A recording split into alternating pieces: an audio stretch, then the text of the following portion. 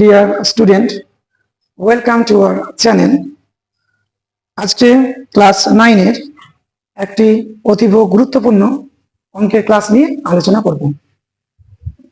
তোমাদের গণিত বইয়ের পেজ নম্বর 69 বসে দেখি 5.7। আজকে এই অধ্যায় থেকে আমরা অঙ্ক করে নিব। তো মূলত এই অধ্যায়ের যে মূল আলোচনা, সেই আলোচনাটি হচ্ছে আমরা দুই চল বিশিষ্ট একঘাত সমীকরণ কিভাবে গঠন করব এবং তার সমাধান কিভাবে করব, সেই বিষয়ে থাকছে আজকে এই ক্লাসের আলোচনা। তো চলো দেরি না করে শুরু করা যাক আজকে ক্লাস। প্রথমে তোমাদেরকে জানতে হবে যে দুই চল বিশিষ্ট একঘাত সমীকরণ কোনগুলোকে বলা হয় আর এই সমীকরণগুলোর রূপ কেমন, সেই বিষয়ে প্রথমে তোমাদেরকে জানতে হবে। তো আমি একটা উদাহরণ দিয়ে তোমাদেরকে বোঝানোর চেষ্টা করছি। ধরো 2x প্লাস 3y সমান আমি বললাম 15। এই যে সমীকরণ, এই ধরনের সমীকরণগুলোকেই বলা হয় দুই চল বিশিষ্ট একঘাত সমীকরণ, যার আরেকটি নাম রৈখিক সহজ সমীকরণ। এরকম নাম কেন করা হয়েছে একটু আমি তোমাদেরকে বুঝিয়ে দিচ্ছি। যেখানে দুইটি চল ব্যবহার করা হয়েছে। দুইটি চল কি? একটি হচ্ছে এক্স এবং অপর চলটি হচ্ছে ওয়াই। তাহলে ওই জন্য এখানে বলা হচ্ছে দুই চল বিশিষ্ট, মানে দুটি চল আছে এরকম সমীকরণ। ঘাত দেখি, এর ঘাত কিছু নেই মানে তাহলে আমরা বলতে পারি এক আছে, এর ঘাত কিছু নেই মানে এক আছে। তাহলে এই দুইটি চলের সর্বোচ্চ ঘাত আমরা দেখতে পাচ্ছি এক। তাই এই ধরনের সমীকরণকে বলা হয় দুই চল বিশিষ্ট একঘাত সমীকরণ, যার আরেকটি নাম রৈখিক সহজ সমীকরণ। আশা করি এটা বুঝতে পেরেছো। আর একবার বলে দিচ্ছি আমি, এখানে দুইটি চল ব্যবহার করা হয়েছে। দুইটি চল কি? একটি চল হচ্ছে এক্স এবং অপর চলটি হচ্ছে ওয়াই। তাহলে এখানে দুই চল, ওই জন্য বলা হচ্ছে দুই চল বিশিষ্ট এক ঘাত। তার মানে সর্বোচ্চ ঘাত কত? কিছু নেই মানে আমরা বলতে পারি এক আছে। ওই জন্য এই ধরনের সমস্ত সমীকরণকে বলা হয় দুই চল বিশিষ্ট একঘাত সমীকরণ, যার আরেকটি নাম আগে বললাম, এখন বলছি রৈখিক সহজ সমীকরণ। তো এই সমীকরণ কিভাবে গঠন করা যায় সেগুলো আমরা টেক্সট বইয়ের অঙ্কগুলো যখন করব একে একে আমরা বুঝে নেব। চলো, টেক্সট বইয়ের 1 নম্বর অঙ্কতে কি বলা হয়েছে অঙ্কটা আমি পড়ছি, একটু শুনে নাও। আমাদের স্কুলের পাশে বইয়ের দোকান থেকে আমার বন্ধু রীতা 34 টাকায় 5টি পেন ও 3টি পেন্সিল কিনেছে, কিন্তু সুমিত ওই একই দোকান থেকে একই দামে 7টি পেন ও 6টি পেন্সিল 53 টাকায় কিনেছে। আমি সহজ সমীকরণ গঠন করে প্রতিটি পেন ও প্রতিটি পেন্সিলের দাম হিসাব করে লিখি। তাহলে প্রথমে আমি বলেছি অঙ্কের বৈশিষ্ট্য হচ্ছে প্রথমে সমীকরণ গঠন। তো গঠন করার জন্য প্রথমে অঙ্ক পড়ে তোমাকে বুঝতে হবে যে এখানে দুইটি বিষয় সম্পর্কে কথা বলা হয়েছে। একটি বিষয় হচ্ছে পেন এবং অপর বিষয়টি হচ্ছে পেন্সিল। তো প্রতিটি পেন এবং প্রতিটি পেন্সিলের আলাদা আলাদা করে দাম কত সেটা জানতে চেয়েছি। তো আমি প্রথমে ধরে নিচ্ছি যে প্রতিটি পেনের দাম x টাকা এবং প্রতিটি পেন্সিলের দাম y টাকা।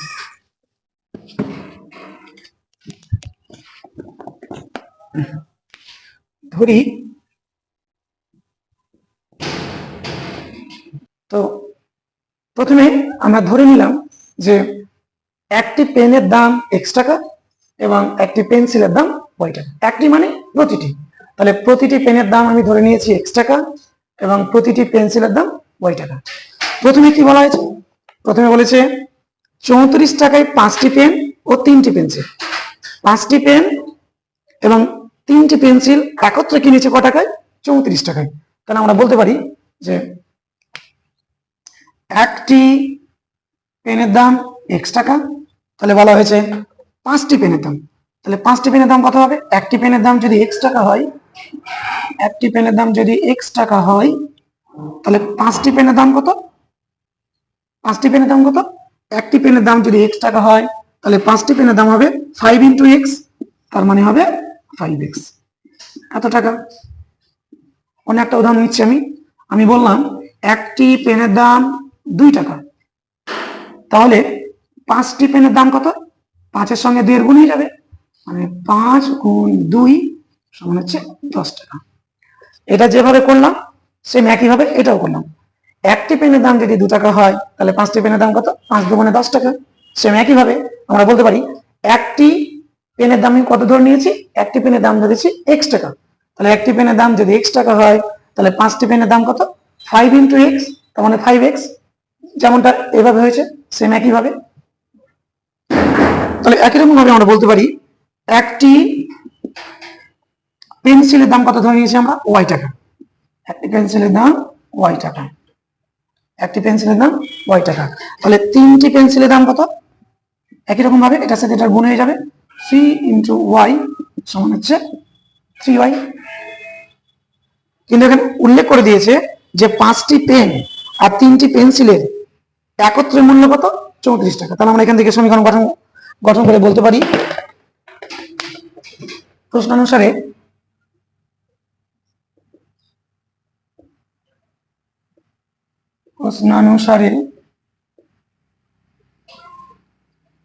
আমরা কি বলতে পারি? 5টি পেন্সিলের দাম কত পেয়েছি? 5x। 5টি পেনের দাম পেয়েছি কত? 5x, আর 3টি পেন্সিলের দাম পেয়েছি 3y। তাহলে 5টি পেন আর 3টি পেন্সিলের একত্রে মানে একসঙ্গে কত দাম বলে দিয়েছে? 34। তাহলে এটা সমান আমরা কত বলতে পারি? 34। ওইটাই বলা হয়েছে, কোশ্চেনে বলে দিয়েছে যে 5টি পেন আর 3টি পেন্সিল একত্রে তার মানে একসঙ্গে কত টাকা কিনেছিল? 34 টাকায়। তাহলে আমরা বলতে পারি 5x প্লাস 3y সমান 34। এটা আমি দিচ্ছি 1 নম্বর সমীকরণ। 2 নম্বরে কি বলা হয়েছে? 2 নম্বরে কি বলা হয়েছে যে এবার তৃতীয় ক্ষেত্রে বলা হয়েছে 7টি পেন এবং 6টি পেন্সিল। তাহলে আমরা একই রকম ভাবে করতে পারি, একটি পেনের দাম x টাকা, তাহলে 7টি পেনের দাম হবে কত? 7x টাকা। সেম একই রকম ভাবে আর 6টি পেন্সিলের দাম কত হবে? 6 ইন্টু y সমান 6y। তাহলে এখানে 7টি পেনের দাম কত হবে? 7 ইন্টু x সমান হচ্ছে 7x প্লাস 6টি পেন্সিল, একটি পেন্সিলের দাম যদি y টাকা হয় তাহলে 6টি পেন্সিলের দাম 6 ইন্টু y সমান হবে 6y। এদের তাহলে 7টি পেন আর 6টি পেন্সিলের একত্রে মোট দাম কত বলে দিয়েছে? মোট দাম বলে দিয়েছে 53 টাকা। এটা সমান 53। এটার নাম দিচ্ছে আমার 2 নম্বর সমীকরণ। আর একবার বুঝে না ভালো করে সমীকরণটা হচ্ছে আসল। সমীকরণ গঠন যদি তুমি বুঝতে পেরে যাও তাহলে সমাধান তোমার কাছে ইজি হয়ে যাবে। আর একবার আমি বলে দিচ্ছি, আমরা ধরে নিয়েছিলাম একটি পেনের দাম x টাকা, তাহলে 5টি পেনের দাম কত? 5 ইন্টু x, তার মানে 5x। আরো ধরেছি যে একটি পেন্সিলের দাম y টাকা, একটি পেন্সিলের দাম যদি y টাকা হয় তাহলে 3টি পেন্সিলের দাম কত? 3 ইন্টু y, তার মানে 3y। এটা আগে ভালো করে বুঝো। তাহলে 5টি পেনের দাম 5x টাকা এবং 3টি পেন্সিলের দাম 3y টাকা। তাহলে দুইটা একত্রে মূল্য কত? একসঙ্গে মোট মূল্য কত? 34 টাকা। তাহলে এটা সমান 34। আশা করি এটা বুঝতে পেরেছো। সেম একই রকম ভাবে দ্বিতীয় শর্তে বলেছে যে 7টি পেন, তাহলে একই রকম ভাবে একটি পেনের দাম x টাকা, তাহলে 7টি পেনের দাম 7 ইন্টু x 7x প্লাস একসঙ্গে দেখাচ্ছি তার জন্য প্লাস একটি পেন্সিলের দাম y টাকা, তাহলে 6টি পেন্সিলের দাম 6 ইন্টু y সমান 6y টাকা।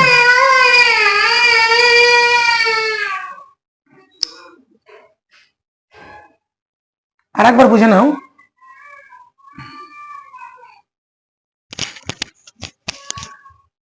আর একবার বলে দিচ্ছি তোমাদের সুবিধার্থে। একটি পেনের দাম যদি x টাকা হয় তাহলে 7টি পেনের দাম কত? 7 ইন্টু x সমান হচ্ছে 7x প্লাস একত্র দেখানোর জন্য প্লাস একটি পেন্সিলের দাম y টাকা, তাহলে 6টি পেন্সিলের দাম 6 ইন্টু y সমান হচ্ছে 6y। তাহলে 7টি পেন আর 6টি পেন্সিলের একত্রে দাম মানে একসঙ্গে দাম কত টাকা বলে দিয়েছিল? 53 টাকা। তাহলে এটা সমান আমরা বলতে পারি 53। এটা হয়ে গেল কি 2 নম্বর সমীকরণ। এখন প্রশ্ন হচ্ছে এগুলোর সমাধান আমরা কিভাবে করবো? তোমরা আগে দেখে নিয়েছো যে ক্লাস 9-এ চারটি পদ্ধতিতে সমাধানের কথা বলা হয়েছে। একটি হচ্ছে অপনয়ন পদ্ধতি, 2 নম্বরটা হচ্ছে তুলনামূলক পদ্ধতি, 3 নম্বরটা হচ্ছে পরিবর্ত পদ্ধতি এবং 4 নম্বরে বলা হয়েছিল বজ্র গুণন পদ্ধতি। এই চারটি পদ্ধতির মধ্যে যে কোনো একটি পদ্ধতি তুমি এখানে অ্যাপ্লাই করতে পারো। আমার মতে অপনয়ন পদ্ধতি সব থেকে সোজা হবে বলে আমি মনে করছি, তাই এই সমীকরণগুলোর সমাধান আমি অপনয়ন পদ্ধতিতে করে দিচ্ছি তোমাদেরকে। একটু বুঝে নাও, অপনয়ন পদ্ধতি মানে কি? আমরা এই দুইটা চলের মধ্যে যে কোনো একটা চলকে গুণ করে মিলিয়ে নিই, মানে অপনয়ন করবো, অপনীত করবো। অপনীত করা মানে কোন একটি চলকে গুণ করে মিলানো। তো আমি এখানে ওয়াই চলটাকে অপনীত করছি। এখানে কয়টি ওয়াই আছে? 1 নম্বর সমীকরণে 3y, আর 2 নম্বর সমীকরণ কত আছে? 6y। তাহলে এটাকে যদি আমরা 6y করতে যাই, এটা কত দিয়ে গুণ? 2 দিয়ে গুণ। দেখো 3 দুগুণে 6, তার মানে 6y এটা হয়ে যাচ্ছে। আর এটাতে অলরেডি 6y আছে, এটাকে আমার গুণ করার দরকার নেই, এটাকে গুণ করে দিলাম 1 দিয়ে। তাহলে এখানে আমি কাকে অপনীত করলাম বলতো? ওয়াই কে। ওয়াই চলটাকে আমি এখানে অপনীত করলাম। 3 × 2 করে দিলাম, তাহলে 3 দুগুণে 6, আর এখানে 6y ছিলই, তাহলে এখানে ওয়াইটা কি হয়ে গেল? অপনয়ন হয়ে গেল। তুমি ইচ্ছা করলে এক্সটাকেও করতে পারতে, তোমার ইচ্ছে, যে কোনো একটি চলকে অপনয়ন করা যায়। তাহলে এখানে আমরা লিখে নিচ্ছি যে 1 নম্বরকে কত দিয়ে গুণ করছি? 2 দিয়ে, এবং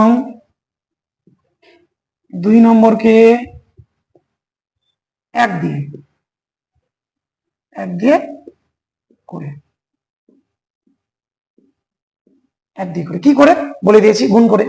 তাহলে 1 নম্বর সমীকরণকে 2 দিয়ে এবং 2 নম্বর সমীকরণকে 1 দিয়ে গুণ করে কি পাচ্ছি? আমরা নিচে লিখে নিচ্ছি। গুণ আমরা কিন্তু প্রত্যেকটার সঙ্গে করব, শুধু ওয়াই চলের সঙ্গে না, প্রত্যেকটার সঙ্গে আমরা গুণটা করে নেব। 5 দুগুণে 10 এক্স প্লাস 3 দুগুণে 6y সমান 34 দুগুণে কত হয়? 68। 4 দুগুণে 8, 3 দুগুণে 6। সেম একই রকম ভাবে তার নিচে আমরা এটাকে লিখবো 7x কে 7x প্লাস 6 1 কে 6, তার মানে 6y সমান 53 কে 53। এখানে একটা জিনিস লক্ষ্য করবে তোমরা প্রত্যেককে, দুইটার সাইন কিন্তু একই আছে, তার মানে এখানে বিয়োগ হচ্ছে না। তো বিয়োগ করার জন্য আমরা কি করব? এর নিচের যে লাইনটা আছে, নিচের যে সমীকরণ আছে, সেই সমীকরণে আমরা সাইন চেঞ্জ করে নেব। সাইন চেঞ্জ করার নিয়ম কি? বিপরীত চিহ্ন আমরা বসিয়ে দেবো। তাহলে 7x এর চিহ্ন কি দেখতে পাচ্ছি? প্লাস, তাহলে তার বিপরীত মাইনাস। একই রকম ভাবে প্লাসের বিপরীত কি? মাইনাস। প্লাসের বিপরীত মাইনাস। এই সাইন চেঞ্জের অর্থ বোঝাচ্ছে, এখন যদি জিজ্ঞেস করা হয় 53 চিহ্ন কি, আর প্লাস বলবো না, এখন আমরা নিচের চিহ্নটা দিয়ে বলবো। তাহলে 53 এখন চিহ্ন কি? মাইনাস। 6y এর চিহ্ন কি? এখন আর প্লাস বলবো না, এখন আর কি বলবো? মাইনাস। 7x এর চিহ্ন কি? একই রকম ভাবে আমরা বলবো মাইনাস। তাহলে এখানে লক্ষ্য করো, উপরে 6y এর চিহ্ন কি? প্লাস, আর নিচে 6y এর চিহ্ন কি? মাইনাস। তাহলে আলাদা চিহ্ন, আর আলাদা চিহ্নতে কি হয় আমরা জানি? বিয়োগ হয়। তাহলে 6y আর মাইনাস 6y কি হলো? কেটে গেল, তার মানে বিয়োগ হয়ে গেল। এখানটাতে দেখো 10x এর চিহ্ন কি? প্লাস, 7x এর চিহ্ন কি? মাইনাস। তাহলে বিপরীত চিহ্ন মানে আলাদা চিহ্ন, আলাদা চিহ্নতে কি হয়? বিয়োগ হয়। 10টা x থেকে 7টা x বাদ 3টা x, তার মানে 3x। বিয়োগ করার পর কার চিহ্ন দেবো? বড়টা দিব। বড়টা চিহ্ন কি? প্লাস, কিছু নেই মানে প্লাস, এটাতে কিছু নেই, সমান এই পাশে আসো। 68 এর চিহ্ন কি? প্লাস। 53 এর চিহ্ন কি? মাইনাস। তাহলে এটাও বিপরীত চিহ্ন, তাহলে বিপরীত চিহ্নকে আমরা কি করে দেবো? বিয়োগ করে দেবো। 8 থেকে 3 বাদ দিলে 5, 6 থেকে 5 বাদ দিলে 1। বিয়োগ করার পর বড়টার চিহ্ন কি? প্লাস, তাহলে কিছু নেই মানে প্লাস আছে। তাহলে আমরা এখান থেকে পাচ্ছি 3x সমান 15, তাহলে বা x সমান, এই গুণের জিনিস, x এর সঙ্গে 3 গুণাকারে আছে, আর গুণের সংখ্যা ওইদিকে গেলে কি হয়? ভাগ হয়ে যায়। এটা আমরা জানি, ক্লাস 7 থেকে তোমরা এটা শিখে এসছো যে চলের সঙ্গে কোনো সংখ্যা গুণাকারে থাকলে সেটা সমানের ওই পাশে গেলে কি হয়? ভাগাকারে যায়। তো এটা কি হয়ে গেল নিচে গিয়ে? ভাগ হয়ে গেল। তার মানে 3 যদি 15কে ভাগ করে 3 পাচ্ছে 15, তাহলে x এর মান পাচ্ছি আমরা 5। এবার আমরা কি করব, এই মানটাকে যে কোনো একটা সমীকরণে আমরা বসিয়ে দিব, তাহলে আর একটি চলের মান অতি সহজে আমরা বের করে নিতে পারবো। চলো যে কোনো একটা সমীকরণের মানটা আমরা বসিয়ে দিই। আচ্ছা আমি 1 নম্বরে বসিয়ে দিচ্ছি, তাহলে লিখবো এখানে আমরা x এর মান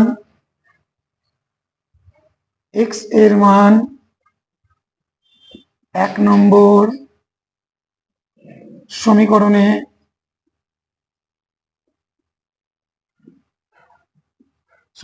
বসিয়ে 1 নম্বর সমীকরণে বসি। 1 নম্বর সমীকরণ, এটা আমার 1 নম্বর সমীকরণ, মানটা সেখানে আমরা পুট করে দিচ্ছি।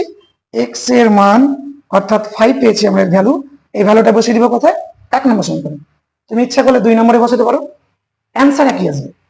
আমরা 1 নম্বরেই বসাচ্ছি, তাহলে 5 ইন্টু x এর মান কত, x এর মান পেয়েছি আমরা 5, তাহলে এখানটাতে বসিয়ে দিলাম 5 প্লাস 3y যেমনটা আছে ইকুয়াল 34।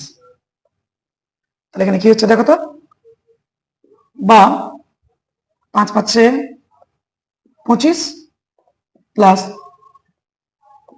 3y সমান 35। বাকি অংশটা আমি এখানে করছি। তাহলে প্লাস 25টাকে আমরা ওইদিকে নিয়ে যাচ্ছি, তাহলে বলতে পারি 3y সমান ওইদিকে 34 প্লাস 25কে ওই পাশে নিয়ে যাচ্ছি, তাহলে কি হয়ে যাচ্ছে -25। তোমার এটা জানা সমাধানের নিয়ম যে কোন সংখ্যাকে সমানের বাম পাশ থেকে যদি ডান পাশে নিয়ে যায় তাহলে তার সাইন চেঞ্জ হয়, তাহলে +25 ওইদিকে যাওয়ার জন্য কি হয়ে যাচ্ছে -25। তাহলে বা 3y সমান কত হচ্ছে দেখো, 34 থেকে 25 বাদ দিয়ে দাও, 34 থেকে 25 বাদ, 14 থেকে 5 বাদ দিলে 9, হাতের 1 3 শূন্য, তার মানে 9। তাহলে বা y সমান আমরা বলতে পারি, এই যে এখানে বলেছিলাম সেম কথা, গুণের চলের সঙ্গে গুণের সংখ্যা ওই পাশে গেলে কি হয়ে যায়, ভাগ আকারে চলে যায়। এটা ভাগ হচ্ছে নিচে গিয়ে 3 তিরিক্ষে 9, 3 যদি 9কে ভাগ করে কত পাবো আমরা, 3 পাবো, তাহলে y এর মান পাচ্ছি আমরা 3। উত্তর আমরা কি লিখে দেবো, জানতে চেয়েছিল প্রতিটি পেনের দাম কত, প্রতিটি পেনের দাম আমরা কত ধরে নিয়েছিলাম x টাকা, তাহলে প্রতিটি পেনের দাম কত আমরা লিখে দেবো, অতএব প্রতিটি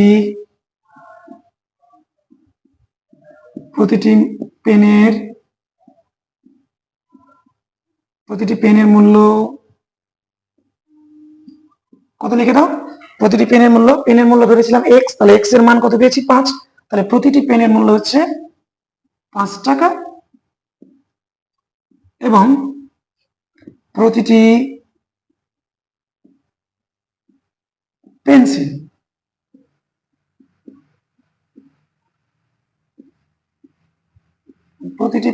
মূল্য প্রতিটি মানে একটি, প্রতিটি পেন্সিলের মূল্য কত ধরেছিলাম y, তাহলে y এর মান পেয়েছি 3, তাহলে প্রতিটি পেন্সিলের মূল্য 3 টাকা। এই যে খুব সহজে হয়ে যাচ্ছে। তাহলে তোমাদেরকে প্রথমে দেখতে হবে সমীকরণ গঠন করার আগে অঙ্ক পড়ে বুঝতে হবে যে কোন বিষয় সম্পর্কে এখানে বলা হচ্ছে। 1 নম্বর দাগে 2টা বিষয় বলা হয়েছিল, একটি পেন একটি পেন্সিল। কিভাবে আমরা গঠন করলাম আশা করি এটা বুঝতে পেরেছো। এবার পরেরটাতে যাওয়া যাক।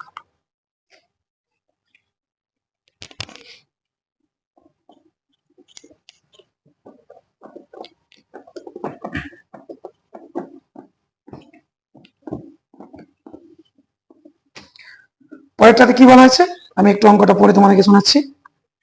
আমার বন্ধু আয়েশা ও রফিকের ওজন একত্রে 85 কিগ্রা।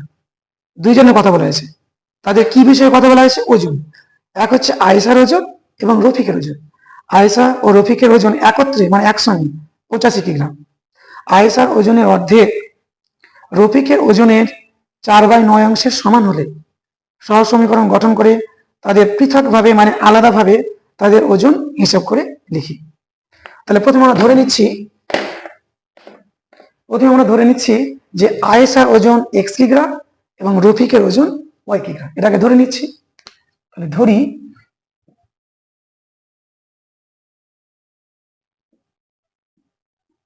ধরি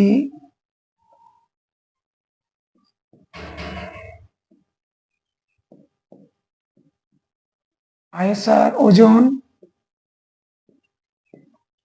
এক্স কিগ্রা,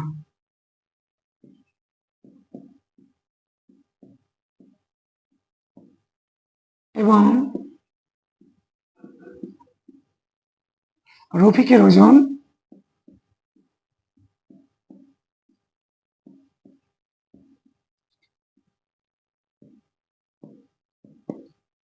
ওয়াই কিগ্রা। তাহলে প্রথমে যে দুটা বিষয় সম্পর্কে বলা হয়েছে, একজন আয়েশা এবং রফিক, তাহলে আমরা ধরে নিচ্ছি রফিকের ওজন ওয়াই কিগ্রা এবং আয়েশার ওজন এক্স কিগ্রা। আয়েশার ওজন ধরেছি এক্স কিগ্রা এবং রফিকের ওজন ধরে নিয়েছি ওয়াই কিগ্রা। প্রথম শর্তে বলা হয়েছে শর্তানুসারে, এটাকে আমরা প্রশ্ন অনুসারে বলতে পারি, শর্টকাট লিখলাম আমি, শর্তা মানে শর্তানুসারে বা প্রশ্ন অনুসারে। প্রথম সমীকরণে বলা হয়েছে যে আয়েশা এবং রফিকের একসঙ্গে ওজন কত? 85 কিগ্রা। আয়েশা এবং রফিকের একসঙ্গে ওজন কত? 85 কিগ্রা। আমরা প্রথম সমীকরণে বলতে পারি আয়েশা মানে এক্স, রফিক হচ্ছে ওয়াই। তাহলে দুজনের ওজন দেখাতে গিয়ে আমি কি চিহ্ন ব্যবহার করলাম? যোগ চিহ্ন। তার মানে আয়েশা আর রফিকের মোট বয়স কত বলে দিয়েছে? 85। তাহলে এটা সমান বলতে পারি আমি 85। আর একবার বলছি, এক্স কিগ্রা হচ্ছে আয়েশার ওজন আর ওয়াই কিগ্রা হচ্ছে রফিকের ওজন। তাহলে দুজনের মোট ওজন মানে একত্রে ওজন কত? 85। তাহলে এটা সমান আমরা বলতে পারছি 85। এটা হয়ে যাচ্ছে আমাদের 1 নম্বর সমীকরণ। 2 নম্বরে কি বলা হয়েছে? 2 নম্বরে বলা হয়েছে আয়েশার ওজনের অর্ধেক, আয়েশার ওজনের অর্ধেক রফিকের ওজনের 4/9 অংশের সাথে সমান। দেখি দ্বিতীয় সমীকরণটা কি হচ্ছে। বলেছে আয়েশার ওজনের অর্ধেক, তাহলে আয়েশার ওজন কত? এক্স, তার অর্ধেক মানে কি? 2 দিয়ে ভাগ করলে অর্ধেক হয়ে যায়। এটা হয়ে গেল আয়েশার ওজনের অর্ধেক। কতর সঙ্গে সমান? না, রফিকের ওজনের, রফিকের ওজন কত? ওয়াই। ওয়াই এর কত অংশের সাথে সমান? স্পষ্টভাবে বলে দেওয়া হয়েছে রফিকের 4/9 অংশের সঙ্গে সমান। তাহলে রফিকের ওজন কত? ওয়াই, তার 4/9 এর সঙ্গে সমান। এটা হয়ে গেল দ্বিতীয় সমীকরণ। আর একবার বলে দিচ্ছি, আয়েশার ওজনের অর্ধেক মানে কি? অর্ধেক মানে কি? অর্ধেক মানে হচ্ছে কোনো জিনিসকে 2 দিয়ে ভাগ করলে কি বের হয়? তার অর্ধেক বের হয়। তাহলে আয়েশার ওজন যদি এক্স কিগ্রা হয়, তাহলে অর্ধেক কত? 2 দিয়ে ভাগ। তাহলে আয়েশার ওজন এটা কি হয়ে যাচ্ছে? অর্ধেক হয়ে যাচ্ছে। সমান কার সাথে? আয়েশার ওজন, আয়েশার অর্ধেক ওজনটা কার সাথে সমান? না, রফিকের। রফিকের কত ধরেছিলাম? ওয়াই। তাহলে ওয়াই এর 4/9 অংশের সঙ্গে কি সমান? তাহলে এইটা সমান এটা। এটা আমরা রেডি করে নিচ্ছি। এখান থেকে আমি বলতে পারি বা x/2, এখানে বললাম আমি এই ওয়াইটা একা আছে মানে ওপরের সঙ্গে গুণ হবে, 4 এর সঙ্গে ওয়াই এর গুণ 4y/9। এখানে আমরা কোনাকুনি গুণ করে দিচ্ছি, 9 এর সাথে x এর গুণ 9x, এক কোনাকুনি গুণ হয়ে গেলে সমান হয়ে যায়, এই কোনাকুনি গুণ করছি, 4 দুগুণে 8, 8y বা 9x প্লাস 8y সমান এই পাশে নিয়ে আসছি আমরা, মাইনাস 8y হয়ে যাবে। ওইদিকে কিছু থাকছে না মানে কি থাকছে? 0। তাহলে এই সমীকরণটাকে আমরা একটু রেডি করে এইভাবে রূপটা দিলাম, এটার নাম দিলাম 2 নম্বর। তাহলে আমাদের সমাধানের ক্ষেত্রে কি হবে? সুবিধা হবে। তাহলে এটাকে আমরা রেডি করে এই অবস্থাতে নিয়ে আসলাম। এখন আগের মতন আবার আগে যেভাবে আমরা সমাধান করেছি সেম একইভাবে এই সমাধানটাও করব। তাহলে এটা 1 নম্বর সমীকরণ, এটা 2 নম্বর সমীকরণ।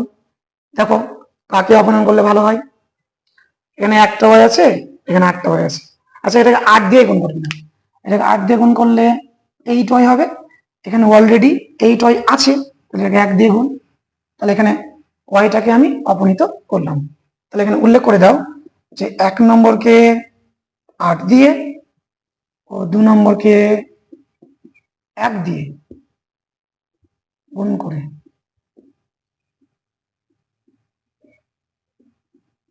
গুণ করো।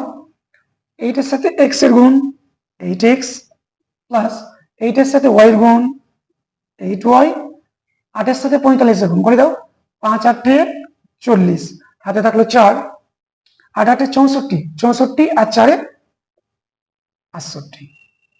সেম একইভাবে নিচে আমরা এটা লিখবো, একের সাথে গুণ মানে তো ওটাই হবে 9x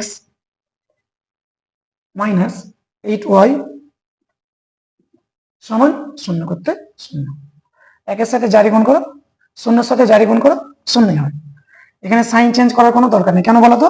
এখানে অলরেডি বিপরীত চিহ্ন যুক্ত আছে। তাহলে উপরে +8y, এখানে -8y, এটা বিয়োগ হয়ে যাচ্ছে, কেটে যাচ্ছে। এখানে থাকছে কি +8x +9x, তাহলে একই চিহ্ন, একই চিহ্নতে যোগ হয়ে যাবে। 8টা x আর 9টা x যোগ করলে কত হয়? 17টা x।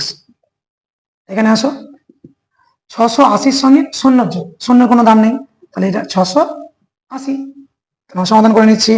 বা x সমান 680 এখানে ছিল, x যদি বার করি তাহলে 17টা নিচে যাবে, আগেই বলেছি। তাহলে 17 ভাগ হচ্ছে 680, দেখে নাও কত হচ্ছে। এই যে আমরা দিলাম 4 দিয়ে, 4 17 68, 4 17 68, শূন্য নামছে আর ভাগ যাবে না, শূন্য মানে 40। এটা ভাগ করে কত হচ্ছে? 40। তাহলে x এর ভ্যালু আমরা পাচ্ছি 40। তার মানে x এর ভ্যালু 40। এই মানটাকে যে কোনো একটা সমীকরণে বসিয়ে দেব।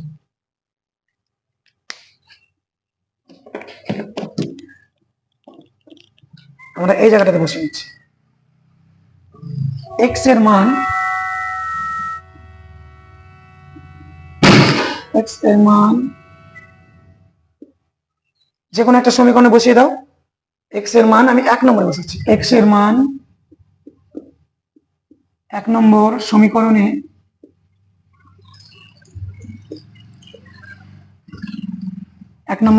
বসিয়ে,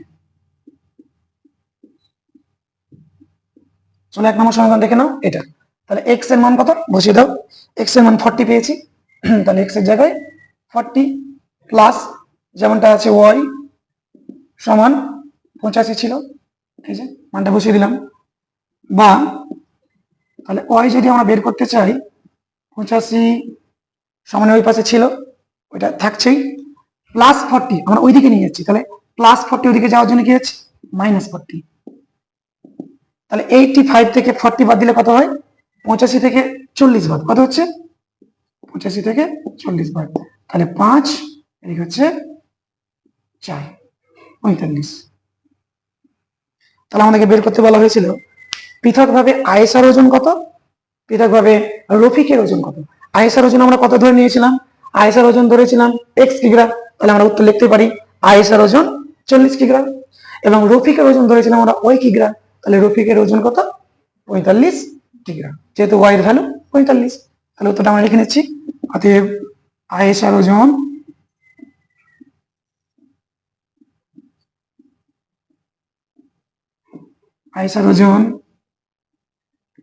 40 কিগ্রা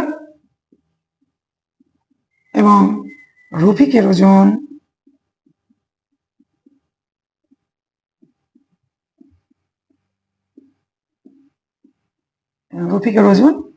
এই যে রফিকের ওজন মানে তো y ধরেছিলাম, তাহলে y এর মানটা পেয়েছি 45, তাহলে 45 কিগ্রা। আশা করি এটা বুঝতে পেরেছো। চলো নেক্সট।